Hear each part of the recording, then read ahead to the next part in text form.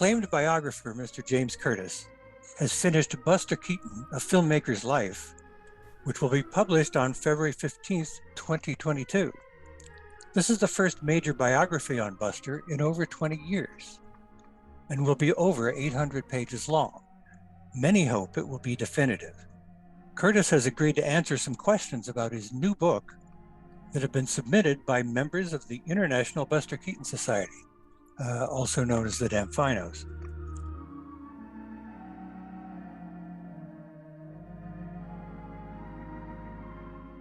Well, I had kind of given up Buster Keaton as a topic because I knew that Eileen Whitfield had been given a contract to do the book. And so I just kind of considered that an untouchable, and I was fishing around for other topics. And it became apparent that Eileen had decided that she could not do the book that she had contracted for. And therefore, my editor mentioned that it was available if I wanted to do it. And he's the kind of subject that I have a great affinity for, and I really leapt at the opportunity. But before I said yes, I talked with a few people via the internet. Leonard Maltin was one, Kevin Brownlow was one, you and Patty were a couple more. Might have talked to some other people as well. And the basic question I had was, is there room for another book? And unanimously, everyone said there was. And so I decided to go ahead and do it. And what's coming out in February is the end result.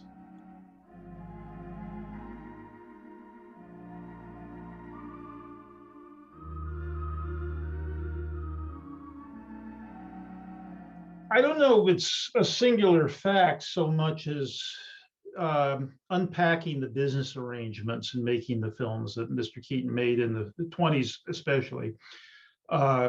Who was providing the money, what the deals were with the distributors, what Joe Skank's role was in getting them made. Were they all profitable? The question was. A lot of those issues over time had gotten quite muddled. And so I set out to solve that mystery as much as I could. I was able to see the contracts for both the Metro distribution deal on the first two reelers for Buster and the first national contract, which is in the Warner Brothers collection at USC. Plus, I had good, reliable financial information on all of the pictures as well. And so the surprising thing, which Patty brought up to me very early on, was that Buster Keaton Productions Incorporated did not have amongst its various owners Buster Keaton. He was never a partner in that company. He was a very well salaried employee, but the partners were other people, including the Skank brothers. Irving Berlin was another one, a mixture of people. David Bernstein, who was a longtime Lowe's Incorporated executive, et cetera. So all these people were involved in the making of the films. And the reason, one of the primary reasons I discovered that Buster was not part of the company or had an ownership stake, let's say, it was because the company was put together before he was on the scene. What Buster Keaton Production was essentially the same company that was known as Komiki, as Roscoe Arbuckle pronounced it, and Buster wasn't part of that package at that time. So the partners, the people, the investors who had ownership stakes in the original company, Komiki, which was set up to produce two reelers with Roscoe Arbuckle, became in 1921 Buster Keaton Productions Incorporated with the same structure. Buster was perhaps better compensated than anybody else was in that setup. But clarifying all that was, I thought, very important, because over time people have come to assume, or have even stated, that certain films such as The General were financial failures, and that led to Buster losing his comfortable and very productive perch as an independent producer of films. That wasn't true, as I discovered, and so I'm very happy to untangle that as much as possible.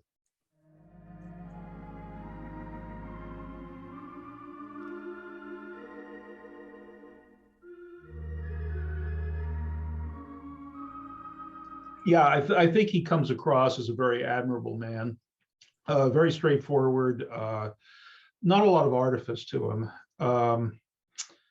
I think he was an honorable guy. He took great pride in his work. In fact, he lived to work, I think, in a great sense when he was finally settled in motion pictures. That's what he was meant to do, and I think he realized that, and he took great joy in filmmaking.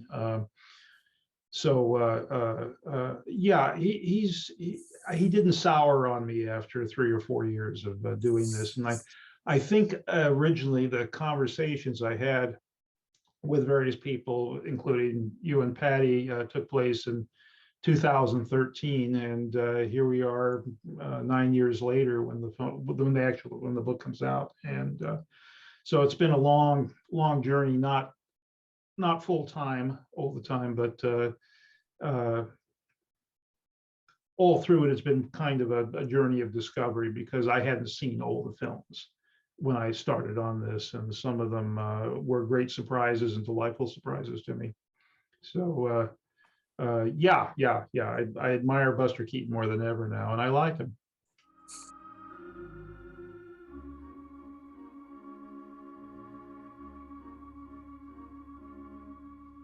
Well, two that are not necessarily considered his greatest, but that I have great affection for, and I had not seen them before I did this project, are Hospitality, which I think is a brilliant advance forward in terms of technique after Three Ages and the short subjects. And also, I like Go West a lot, and I know there are people who will dispute that, but Go West has turned into one of my personal favorites, and I enjoy it very much.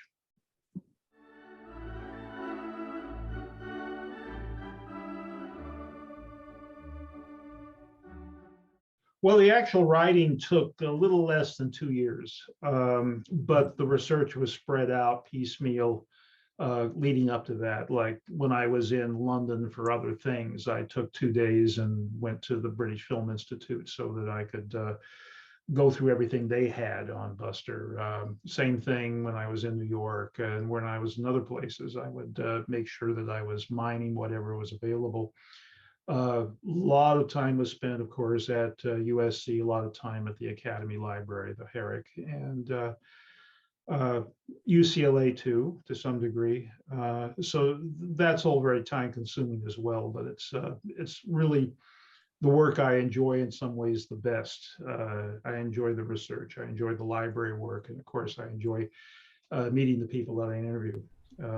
It's always a great pleasure to get to know people like that. And fortunately, there were a few people left, and also fortunately, there were some people that I interviewed way back when who are no longer with us that got on the subject of Buster Keaton. I had the tape running, so I was able to make use of those conversations as well. So the book had a long genesis, if you want to consider all that, but the actual writing of it, once everything was compiled, was a little less than 2 years. I turned the book in 2019, and then with COVID-related barriers, we're just now getting it out. So, but it's had a chance to really mellow and age like fine wine or Kool-Aid, and I'm very happy to. One thing I should say to everybody, because I want to make a point of this, that when I had the book knocked together in readable shape, that doesn't mean it's in the final form necessarily. It was on the long side. I asked Patty if she wouldn't mind reading it with the idea of trying to poke as many holes as possible in it. Also putting on her proofreader hat, and not proofreader really, copy editor. Let me rephrase that. And this she did, and it was a wonderful and extremely helpful experience. We didn't agree on everything, but at the same time, everything she had to say was pertinent, and it helped strengthen the book a great deal. And so I was very grateful for that. And I think everybody who reads the book, they can thank Patty for a bit of how it comes across. And if anybody has any problems or disagreements, or frankly dislike parts of the book, please communicate with Patty directly about that. You think so, huh?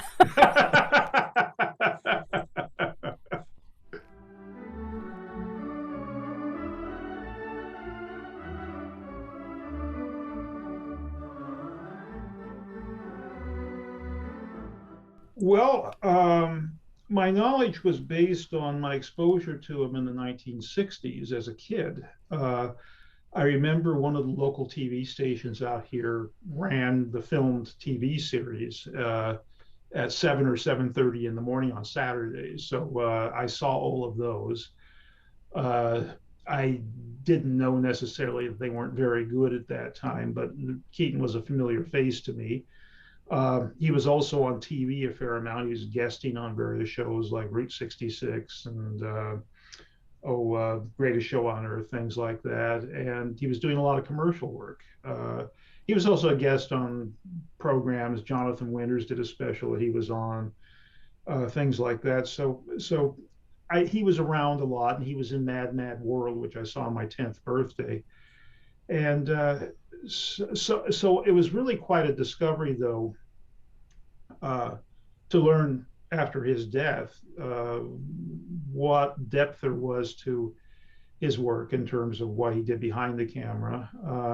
And a revelation for me, an object of great fascination, was Buster Keaton Rides Again, that documentary.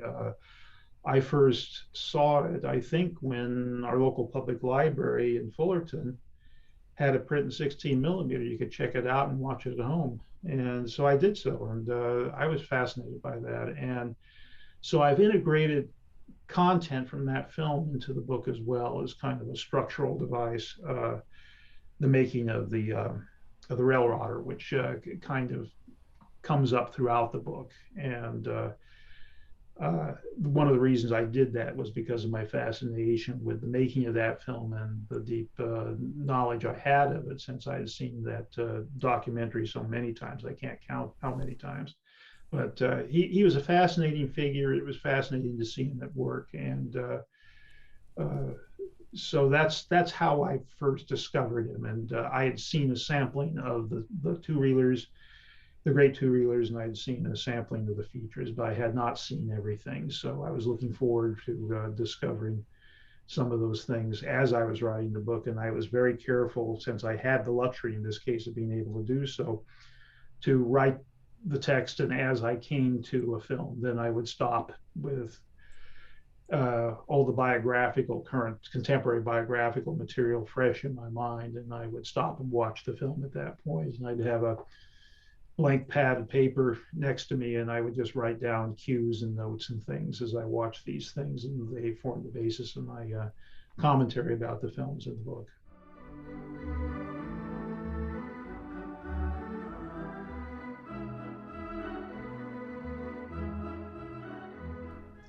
Well, the business about Houdini naming him had been busted before. Patty did a pretty good job of that in her essay. I was able to add a little bit more detail to it, I think, but essentially that's been out there already. A lot of people still believe it. I'll bet it's on Wikipedia. I haven't checked, but I'll bet it is. Myths. I think the big myth, if you want to call it that, was that getting back again to the idea, the notion that his films weren't profitable. I discovered that that's not true, that all of the features turned a profit. And the widely held belief that The General was a flop is untrue as well. The General, up to that point, was the highest earning of all of his films in terms of rentals.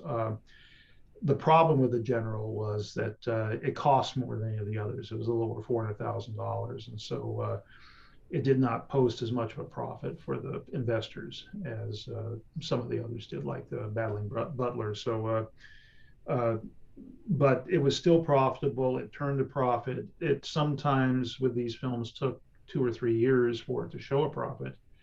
The General had kind of a long life in the field, which was interesting to see. You can still see prints in circulation, 1929, 1930. So the General had a long time to make its presence known. But Joe Schenck and his partners were convinced after a point they weren't making enough money on the Keaton features to take the risk that was necessary. And the basic difference there was that the short subjects, the distributors were reimbursing the cost of those films at a minimum all through that period. So the investors in the company was initially set up to make two reelers with Roscoe Arbuckle. They would put the money in and they would quickly get it back when the film was completed. They turn it over to the distributor, either Metro or, well, it was Paramount with the Arbuckles, Metro or later First National, and they got their money back.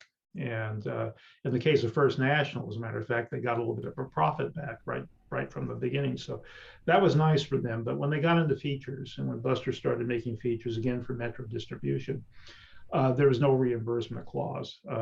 They had to lay the money out, in some cases several $100,000, and they had to wait for the marketplace to return their money and give them a return on it. So that was a whole different situation, and that caused them ultimately to pull the plug in 1928.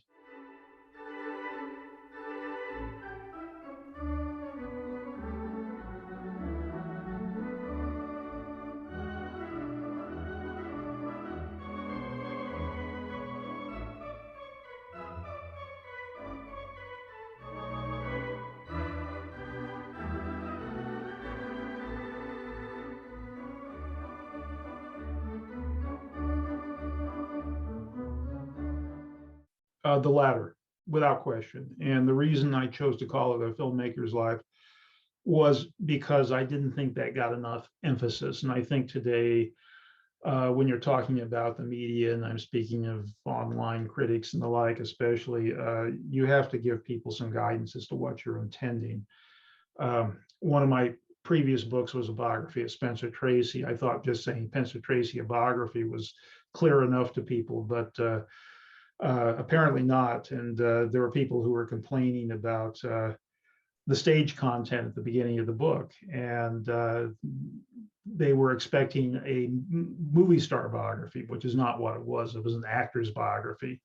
And I think we erred in not calling it an actor's biography. And so I didn't want to make that mistake with Buster Keaton. So that's why we're calling it A Filmmaker's Life. I think he was, without question, the greatest maker of silent comedies that we had in this country. And that's not to diss Chaplin in any way, but I think Buster had a more cinematic mind than Charlie Chaplin did. And he showed that many, many times over. He understood instinctively what he could do with the camera that he could not do on stage. And I'm not sure that all the other comedians, a lot of the other comedians felt the same way, but Buster had a natural affinity for the medium, for the equipment involved, and a fascination for it. And so that's the reason I wanted to throw the emphasis on that rather than go to the sad clown cliche.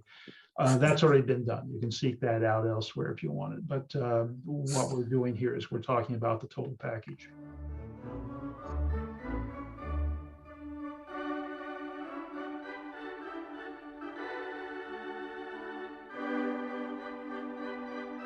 Well, I think it was both, because he liked to tell the story of Arbuckle taking the camera apart early on, which I don't think is exactly that way. He said at one point in one interview that Arbuckle opened the camera and showed him how it worked. And I think that's more likely than taking it apart, or Buster taking it home and taking it apart piece by piece. I think he learned a great deal from Arbuckle, and as he said in interviews, he advanced very quickly to Arbuckle's assistant director. And when Arbuckle was on the screen and Buster was not, Buster was next to the camera and judging the shot and giving feedback to Roscoe. One of the great early Buster Keaton gags, I'm convinced, is in Out West, made out here in California in 1917. And in that, the whole opening sequence, Buster isn't in any of that. So we know he was behind the camera, and they're on a train traveling between LA and Las Vegas out in the middle of the desert, chasing each other all over the, Joe Keaton and the others are chasing Fatty all over the train. And there's a wonderful interlude in that chase where Arbuckle rolls off the train and it's roaring past him. and he decides he's going to have a smoke. So very casually, he pulls out the tobacco and he pulls out the papers and rolls himself a cigarette, reaches back and strikes the match on the passing train, lights it, puffs a few, then just casually reaches out and grabs onto the railing of the caboose as it passes by. He's back up on the train in a very graceful manner. I think that's 100% Buster's doing. He conceived of that, and it reflects very strongly Buster's fascination, conviction that you could do things with the motion picture camera that you could not do on stage. And I think even in the case of Arbuckle, a lot of what Arbuckle does, and he did jazzy things with knives, as we know, and things of that nature. A lot of what he did, he could do on stage. You know, not the train running into the Model Ts, that sort of thing, but a lot of what he did, you could do just as well on stage. And I think Keaton was conscious of trying to stretch the medium a bit and stretch his own understanding of how comedy transposed to the screen. So that, for my money, I'm convinced is the first great Keaton gag that we see on screen, and that's in 1917.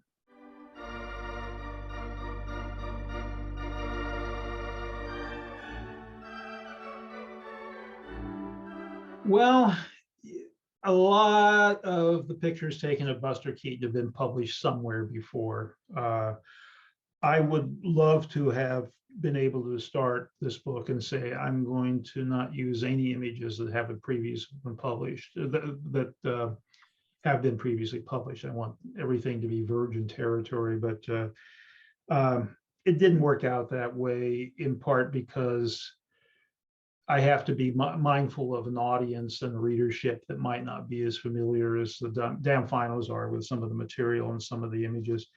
I did find some rarely used pictures. I found one or two that I think Patty had never seen, so I'll count that as a win. Wherever possible, I've tried to include pictures of Buster at work behind the camera. They aren't common, those pictures. There's a wonderful one that Patty hadn't seen before of Buster shooting Go West in the desert in Arizona, on the ranch in Arizona. And he's about ready to signal action. It's obviously a long shot, and he's up on top of a boxcar with his two cameramen and some of the crew.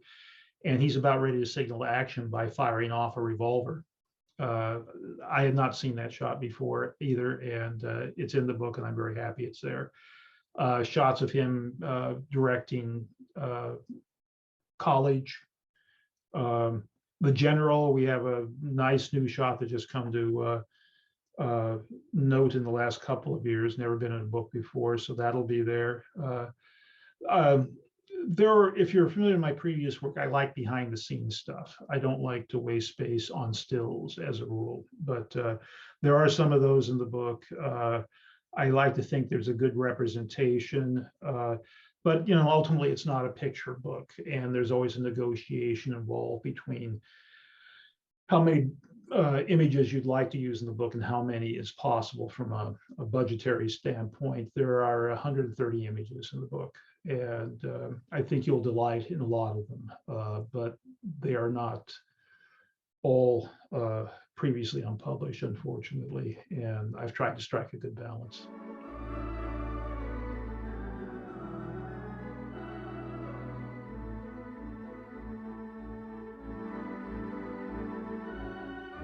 Yeah, sure, I did indeed.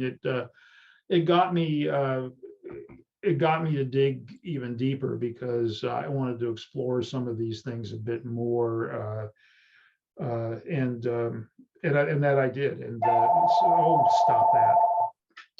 We'll call. Yeah, no, that was very helpful indeed. Patty was very helpful throughout the process, and she's been responsible for it. If it turned out well, she can give herself a well-deserved pat on the back for that.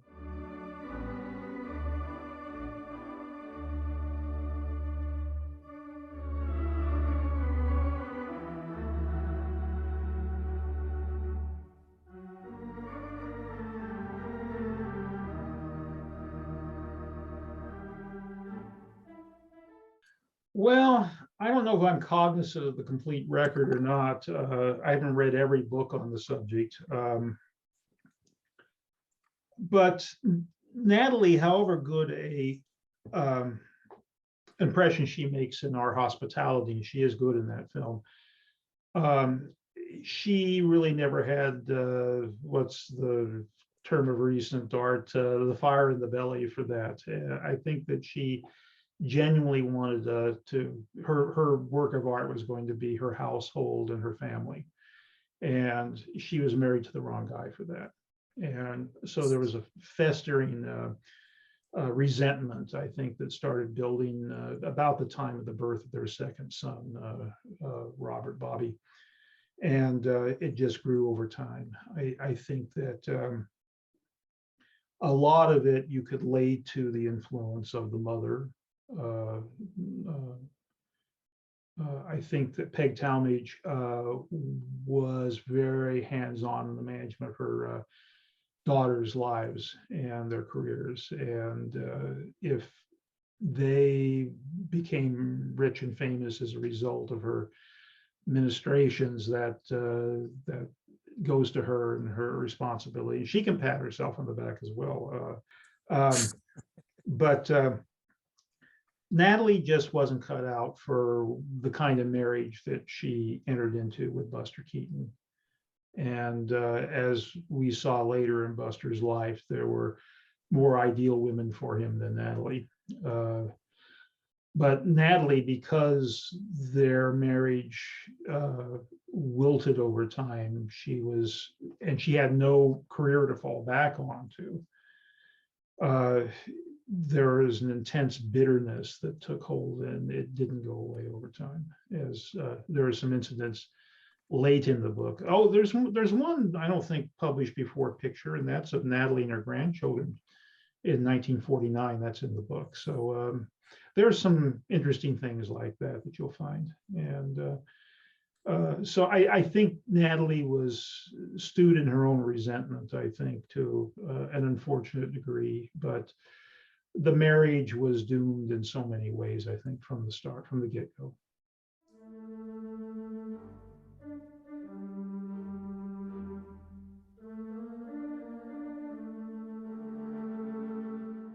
Well, yeah, in a sense. I don't, he certainly had a lot of relationships in his life in the 20s. And did he go to extremes to woo and ultimately land Natalie Talmadge?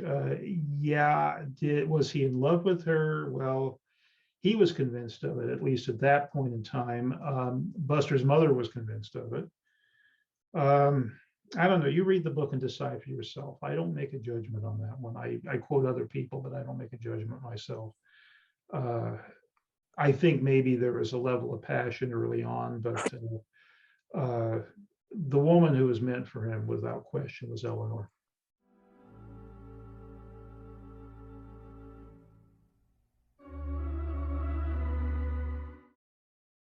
There are some contemporary ones from the 20s. She actually wrote a piece for one of the local papers out here about becoming a homemaker and what her philosophy was and what her ambitions were.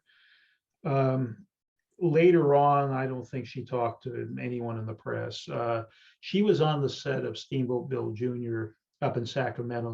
A local reporter tried to connect with her, a female reporter, and she asked Louise to talk to the reporter instead. She didn't want to talk to the press, and she did make comments to the press from time to time when reporters are gathering in difficult situations, like when Buster gave her the boat, the yacht, and she refused to get on it until such time as he had proven he was capable of sailing it properly. So she gave an interview in San Francisco, but she was waiting for them to arrive,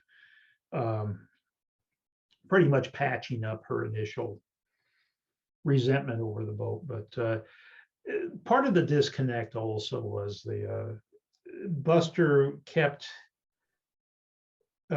gifting her with things that he liked and he was sure that she would like also, and they had virtually no common ground in terms of their various interests.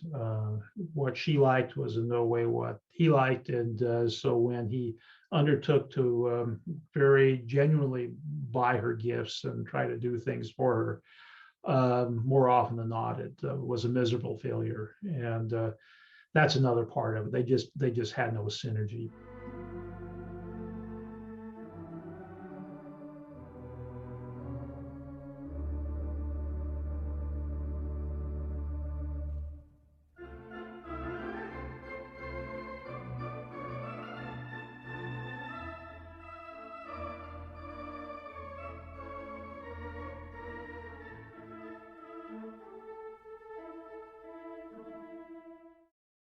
No, and I think in the later years they fall into two separate categories. He did some things for the money, you know, he needed to earn a living, and he did some things for the money and for the creative experience. Into the latter category, you'll find things like Route 66. You'll find The Greatest Show on Earth. You'll find The Railrodder. In the former, you'll find the Beach Party films, you'll find the Samuel Beckett project, some other things that he did, not because he was excited, but because it represented a payday to him. And I think the Beach Party films, he enjoyed working with Bobby Shaw. She remembers him serenading her in the afternoon with his ukulele in his dressing room, things like that. I think he enjoyed having someone he could bring along a bit, and but I don't think he cared for the Beach Party films. If he saw them, he did not think much of them, and he did like Mad Mad World. I do know that, and saw it a couple of times. And fortunately, when I saw it in 1963, Buster's two scenes were in it, which included a phone call between him and Spencer Tracy. And that phone call I thought was important because it told the audience that Tracy was going to turn, Tracy's character was going to turn, he was going to take the money and escape to Mexico. Well, Stanley Kramer was under extreme pressure to cut as much out of that film as possible. And so he took out that phone call, left in the silent or unspeaking part where Buster reacts to the wild car chase coming close to his pitch in Oxnard. But fortunately, at least the audio has been recovered, so you can actually hear the scene again. The picture apparently has not been recovered as of yet. Doesn't mean it doesn't exist somewhere, and maybe one day it will get rejoined. But that was something that got taken out early on during the roadshow engagements. When it went into general release, there were a lot of things missing from it, and that was one of them. I was under the impression that it had been taken out sometime during its roadshow run, but I don't know that for a fact. But Marshall Schlamm, who was Kramer's script supervisor in a lot of films, including that one, told me that Kramer was up in the projection booth at the Cinerama Dome during the first weeks of the film, trying to take out whatever he could because he was being pressured by the United Artists Management, who knew that they couldn't get away with doing a general release on a film that ran for 3 hours like that. So he had to get it down, and he did ultimately. Fortunately, Criterion, the version they put out, gives you a chance to compare pretty much everything that's known to exist, and you can make some judgment calls for yourself.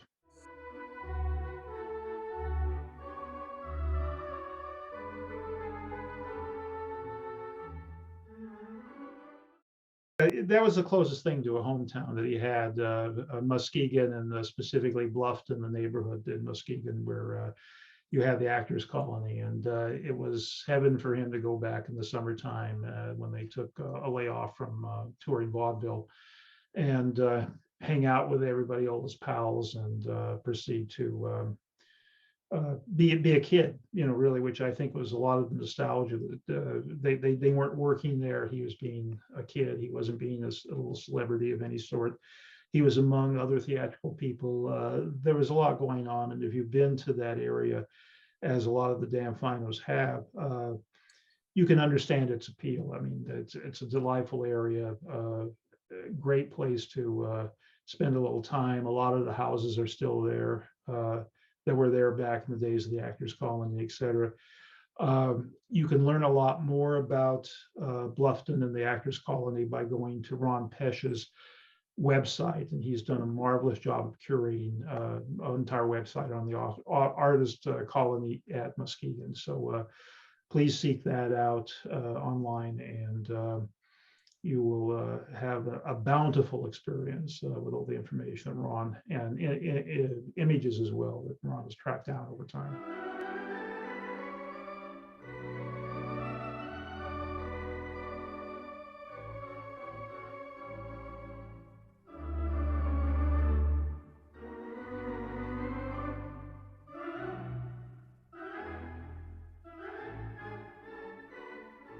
When I was working on the book, my wife and I think we set aside 3 separate weekend days where we drove around and sought out all of the houses that Buster had rented or bought in his life out here in California. And we didn't see the Italian villa. I've not had that pleasure, but most of the others we were able to find in one form or another. There are a few that have been torn down, including, unfortunately, his last in Woodland Hills. That was within the last year. I was sorry to see that go. But it's amazing. There are a lot of the houses, or there are houses that were significant to him that are still there and look pretty much the way they always have. The house in Cheviot Hills, which he occupied for 10 years, is one. It's still there.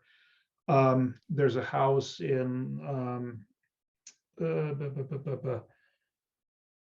the Hollywood area, kind of south of that area, that he owned for about a year.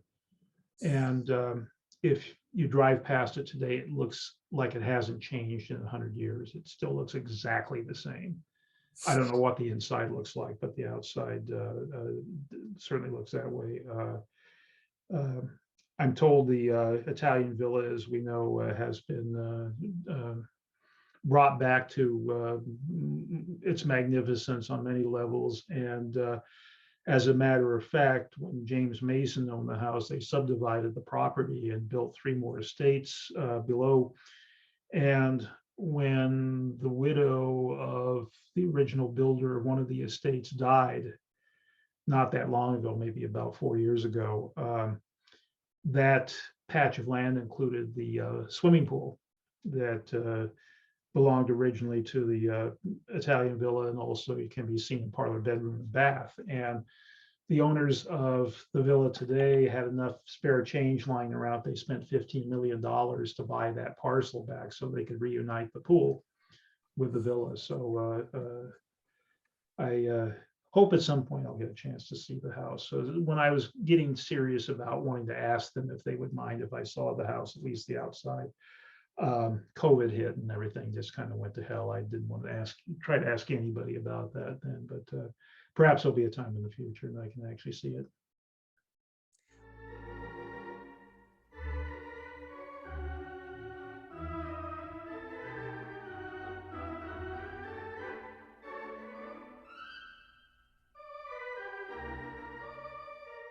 Well, I thought it was necessary because none of them really totally rang the bell for me personally. The autobiography has good material in it, but also there are times when you can tell if you sensitively read the book. There are times when Buster has left the room and the co-author takes over and unfortunately makes some assumptions from time to time, which I can't acknowledge or approve of. In terms of the biographies, which are the things that I pretty much paid attention to in terms of what I felt were the competition, I think I speak for a lot of people in saying the best is Rudy Blesh. But as Eleanor said, Rudy Blesh was only interested in the silent films, and he kind of gave the bum's rush to the last half of Buster's life. So that book is disappointing in that it doesn't follow through. And of course, when it was done, it was originally written in the 50s and not published until just after Buster's death. You couldn't do the kind of book that you can, in some cases, do today still, which is a very lengthy book like the one that I've done. And you need that kind of length in order to do what I would think would be a bang-up job on it. I thought as far as Blesh went, he did an excellent job with what he had available at that time. He had Buster's full cooperation. Eleanor said that his quotes that he uses, that he attributes to Buster, are absolutely accurate. And they have that feel of accuracy that you could get the sense of how Buster expressed himself when he spoke. And he was in his, as we know, in his 50s at the time. So he's still very vital. I think that, but she said also that he couldn't resist embellishing a story. And I found that that's true also. Blesh also liked, I think he was conscious of making the book as entertaining as possible. And I thought he went overboard on the practical jokes business. It almost becomes a catalog of practical jokes from time to time. I like a practical joke as much as anybody. They aren't the reason you're doing the book, though. And so I tried to back that off a bit. There are still practical jokes in my book, but not the volume of them that are in the Blesh book.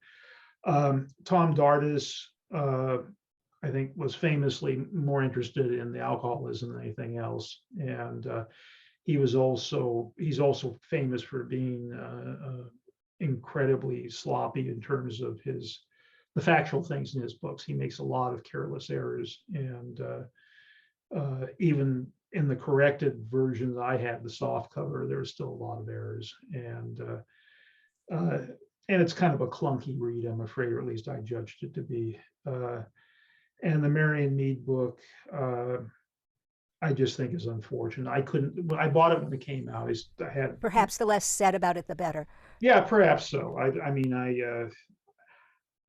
part of the problem with biography is that some people get the assignment or the good fortune to write about people they don't really have a feel for.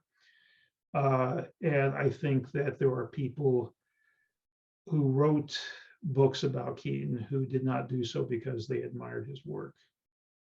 I think that's true of Tom Dardis, and I think that's true of Marion Mead.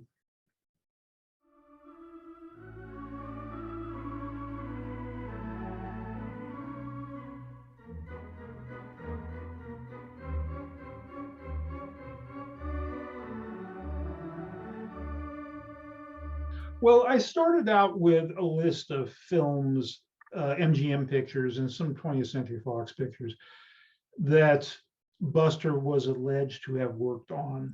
And I wanted to confirm as much as I could which ones were legit and which ones were supposition. And he did work on a lot of films at MGM, and I was able to confirm some of them, like Cynthia, for instance, which was Elizabeth Taylor's coming of age film that they did in 47.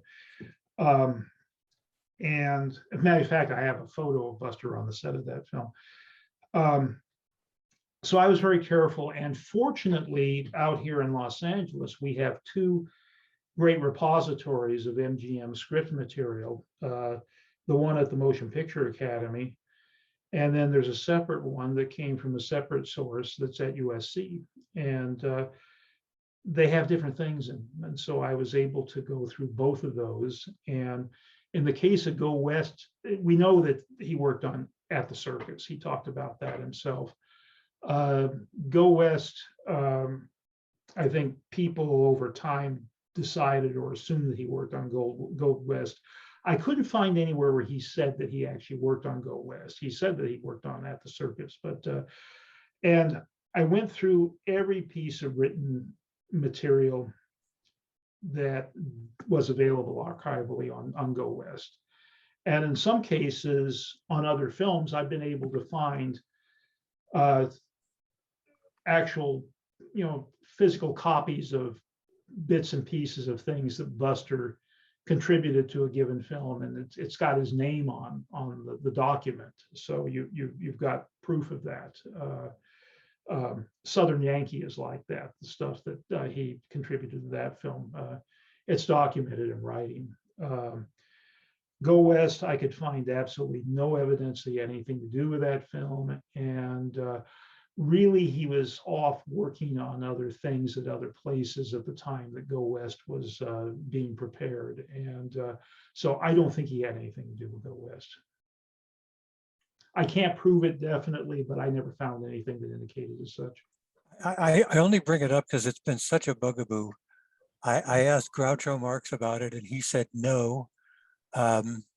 Irving Brecker would not admit to me that he did, but he did it. He did say to Linda Phillips when they were doing Buster Keaton Hard Act to Follow that, oh yes, Buster did contribute sight gags to Go West.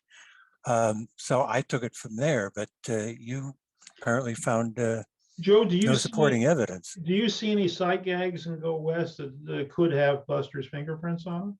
Well, the main one to me is in the climax at the end. Mm-hmm.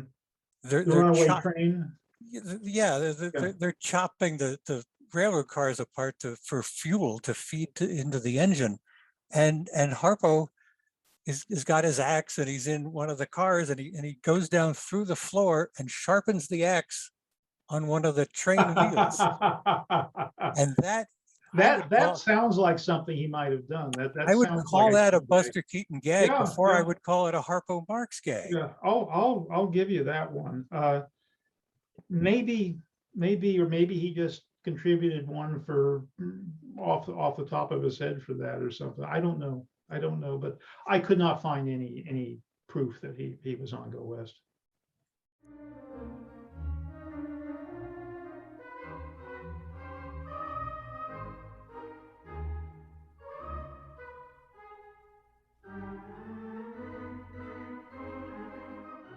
Yeah, American International seemed to be interested in using him more, and so there was a talk of him doing a film with Elsa Lanchester, which did not come to pass, but that was something that was possible right up toward the end. And he was also apparently supposed to direct Danny Kaye on television. That Bill Cox, his friend, said that Danny Kaye had a series on CBS, variety series on CBS, for those of you old enough to remember. And he had as his second banana on that show Harvey Korman. And Harvey Korman was a real scene stealer. And Danny Kaye told Buster at one point he was going to have to fire Harvey Korman because he was just getting in the way of things. And Buster said, no, you got to manage Harvey Korman. Harvey Korman is great, but you got to manage him.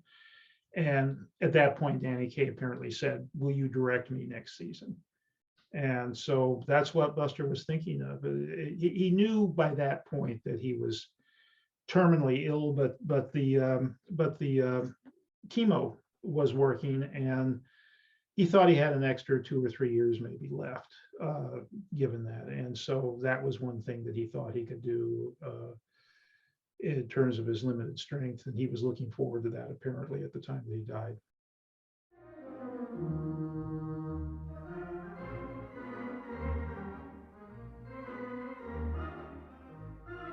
I didn't read any of the 3 biographies. Again, I think back when they were published, I read, well, not Rudy Blesh. I read the Rudy Blesh book years after it was published. I read the Dardis at the time it was published, and I tried reading the Marion Mead, and I couldn't get through it. And at that point, I put them aside, and I did not open them at all. And I took great effort in not seeing or consuming things that presume to tell me what the Keaton story was. For that reason, I didn't go see that one-man show at Pasadena Playhouse. What was that called again? Stoneface? The Great Stoneface? No, just Stoneface. Stoneface, yeah. It was playing at Pasadena Playhouse when I was working on this book, and I could very have easily gone to see it, but I very deliberately chose not to. I wanted to.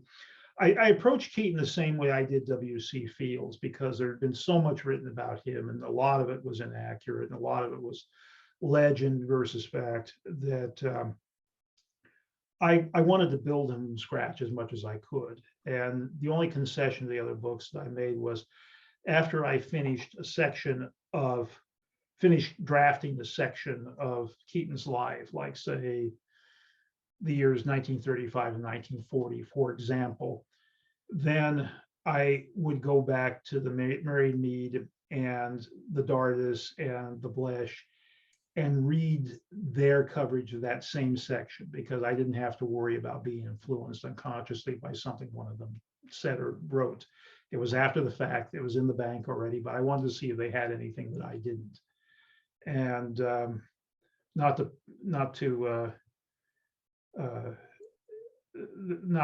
put too fine a point on it. In a lot of cases, they didn't have as much as I did. But I think it's really dangerous to go back to previous works like that and just say, well, they probably got this right. I think I'll just lift this and rephrase it. That's not the way that clarity and progress happens.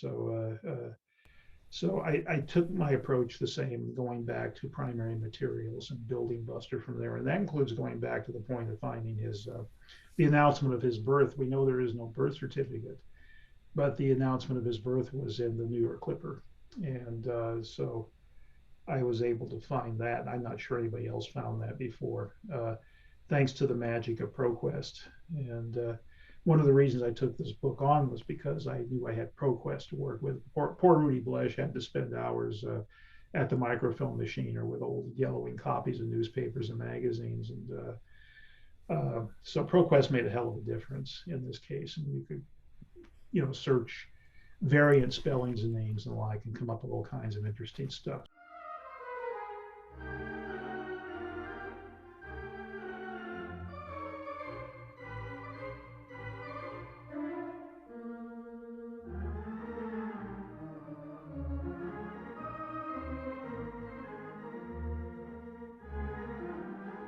I'm sure Paramount Pictures owns the rights outright. It's not perceived there's an audience for it, I'm sure, is the reason. It's a very bad film, as we know. It's not accurate in the least. And if you really want to see it, it was posted on YouTube. You can just go there and watch it. But I can't imagine there's any reason to spend the money to remaster and put it out in home video. It's just an unfortunate job all around. And part of Buster's deal for the film was that he was asked to promote the film when it got released, and he very dutifully did so. That started with the famous "This Is Your Life" episode. That was part of that. He went to New York. They ended up elsewhere. It was kind of a barnstorming tour, and he was very circumspect about what he thought of the film, and he kind of changed the subject. Eleanor said it was a terrible strain, not to say to people, oh, stay away from it, it's a mess.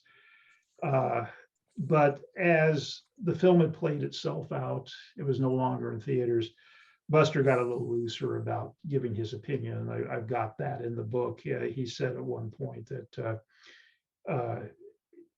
it wasn't to his taste, but all he had to do with it was to stage some of the comedy sequences, and that he did like Donald O'Connor in the role, and that was his major concession. But it was clear that he wasn't happy with the film. And early on, they made the statement that he had approved the script, but he said to Eleanor, "Why read it? It's just going to get me upset, and I don't need it." But what that film represented to him was the price of a house, and he bought the Woodland Hills spread with that, with the money he earned off of that film.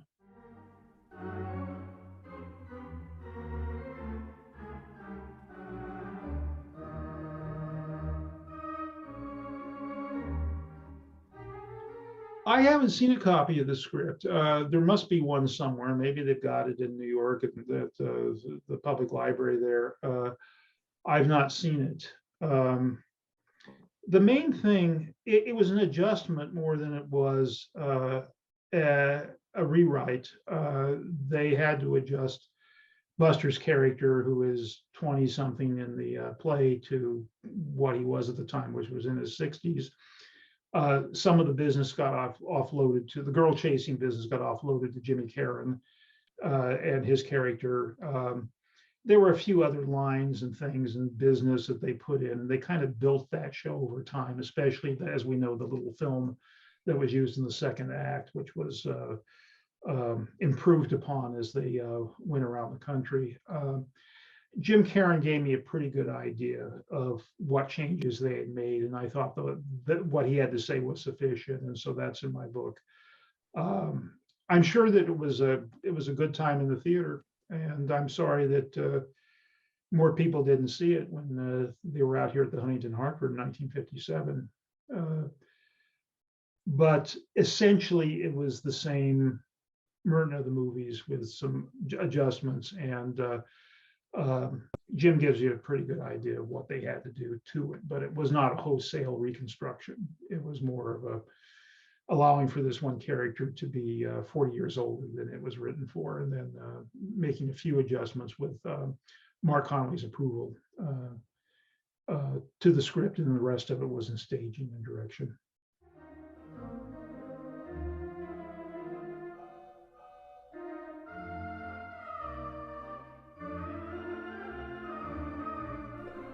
Yeah, and especially later on when he was offered things like that, I think we have evidence early on that Buster was really an exceptional actor.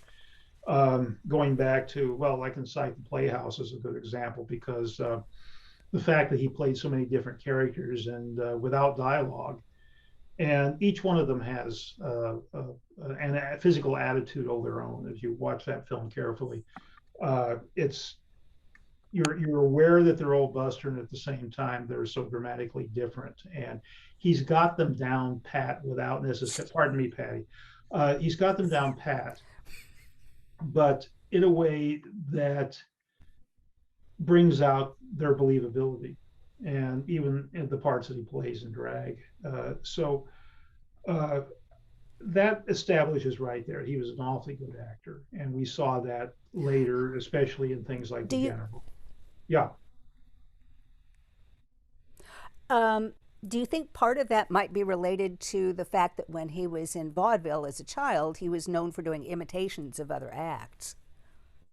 Yeah, it could be. It could be. I think, you think maybe that's how he started to develop that part of his talent. Yeah, it could be. It could be. I think also, though, he had a natural gift for that, and mimicry is part of it. But he's doing something further than mimicry in the Playhouse and the other stuff he does later. And in the 50s and 60s, he got offered things like the Douglas Fairbanks Theater and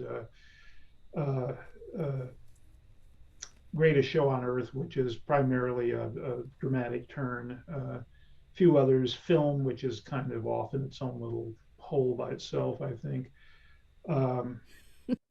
He was a guy that had a remarkable range that people didn't always give him credit for. And I think his performance, for instance, in the French feature Loi des Champs-Élysées, or the King of the Champs-Élysées. Champs-Élysées. Thank you. I've been talking so long I didn't practice it, but he's awfully good in that. He's doing a good dual role, and as Patty pointed out earlier today when we were talking about it, you know that it's the same guy in both parts, and the characters both look the same, but you never have any doubt which character you're watching at any given time. He's as good with the bloodthirsty killer as he is with the more traditional part that he plays in it. And that was a film that was a real revelation for me. I wasn't expecting much out of it. I was expecting old Spanish custom again. But no, that's a valuable film. It's well done. And he's very good at it. And it's another occasion where he shows what a range he had as an actor, and that we sometimes got glimpses of. It seems to me that Buster I've understood understatement better than most of his contemporaries. It's telling when he did the Navigator, and the reason he hired Donald Crisp was that he wanted the scenes on the island to be shot straight. He wanted the natives to be real, and that he was going to play off of them. And he did that in a lot of his films, where he would have prologues in a lot of cases of stark drama. Let's say, for instance, with Our Hospitality, that first sequence illustrating the feud. There's not a laugh in it. That's worthy of Griffith, what he did there. And in a lot of his films, there's a very serious, straight setup before the Keaton character shows up. Another great example is The Paleface, where you have a murder, you have great scheming on the part of the oil company, and they want the land company, I guess, that wants the land. And that sets up the first big laugh in the film. And on top of all this tragedy, you go to Joe Roberts, and he says, "Kill the next white man that comes through that gate." And there on cue comes Buster with a butterfly net. And that's just such a brilliant opening. But you have to stick with him for 2-3 minutes of no laughter in order to get to that part. And I think he had a pact with the audience by then, where they would stick with him. They would give him the patience that he deserved and was asking for here, for a payoff like that. And so I agree with you that his instincts again were do it straight and then play off of that. And part of it also is because Buster was not an exaggerated comedian like some of them were. He was no Ed Wynn, for instance. And I think that worked not only in his favor, but it also lent itself to straight setups like the ones that he seemed to specialize in. Well, thank you, Jim. Thank you, Joe. Thank you, Patty. Thank you, Jim. Thank you, Joe.